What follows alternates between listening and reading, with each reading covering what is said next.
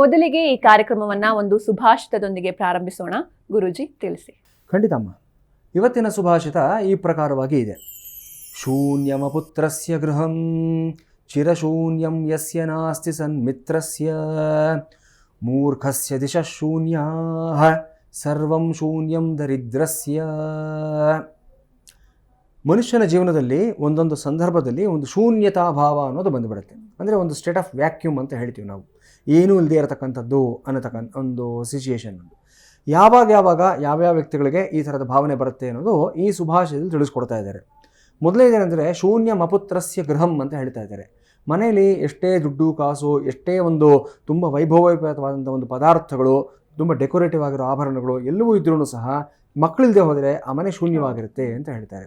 ಜೊತೆಗೆ ಮುಂದಿನ ಹಂತದಲ್ಲಿ ಏನು ಹೇಳ್ತಾರೆ ಅಂತಂದರೆ, ಚಿರಶೂನ್ಯಂ ಯಸ್ಯ ನಾಸ್ತಿ ಸನ್ಮಿತ್ರಸ್ಯ. ಒಳ್ಳೆ ಗೆಳೆಯ, ಒಳ್ಳೆ ಗೆಳತಿ ಜೀವನದಲ್ಲಿ ಇಲ್ಲದೆ ಹೋದ ಪಕ್ಷದಲ್ಲಿ ಆತನ ಜೀವನ ಚಿರಶೂನ್ಯವಾಗಿ ಹೋಗುತ್ತೆ, ಜೀವನವೆಲ್ಲ ಒಂದು ಬರಿದಾಗಿರತಕ್ಕಂಥ ಒಂದು ವಾತಾವರಣ ಇದು ಹೋಗುತ್ತೆ ಅಂತ ಹೇಳ್ತಾ ಇದ್ದಾರೆ. ಮೂರ್ಖಸ್ಯ ಸರ್ವದಿಶ ಶೂನ್ಯ ಅಂತ ಹೇಳ್ತಾ ಇದ್ದಾರೆ. ಒಬ್ಬ ದಡ್ಡನಿಗೆ ಎಷ್ಟು ಅವಕಾಶಗಳು ಬಂದರೂ ಸಹ ಬಳಸ್ಕೊಳ್ಳುವಂಥ ಒಂದು ಜಾಣ್ಮೆ ಇರೋದಿಲ್ಲ, ಎಲ್ಲವೂ ಅವನಿಗೆ ಬರಿದಾಗೆ ಎಲ್ಲವೂ ಗೋಜಲಾಗೆ ಕಾಣಿಸ್ತಾ ಇರುತ್ತೆ. ಹಾಗೆ ಸರ್ವಂ ಶೂನ್ಯಂ ದರಿದ್ರಸ್ಯ ಅಂತ ಹೇಳ್ತಾರೆ.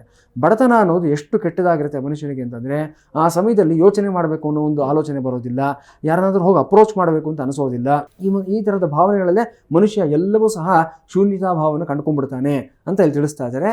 ಈ ಥರದ ಯಾವುದೇ ಶೂನ್ಯತಾ ಭಾವ ಯಾವುದೇ ವ್ಯಕ್ತಿಗಳಿಗೆ ತಮ್ಮ ಜೀವನದ ಯಾವುದೇ ಘಟ್ಟದಲ್ಲಿ ಬಂದಿದ್ದಾದರೂ ಸಹ ಪರಿಹಾರವನ್ನು ಹುಡುಕ್ತಕ್ಕಂಥ ವ್ಯಕ್ತಿಗಳು ನಾವಾಗಬೇಕು, ಆ ಶೂನ್ಯತೆಯಿಂದ ಹೊರಗೆ ಬರಬೇಕು ಅನ್ನೋದು ಈ ಸುಭಾಷಿತದ ಸಾರಾಂಶ ಆಗಿರುತ್ತೆ.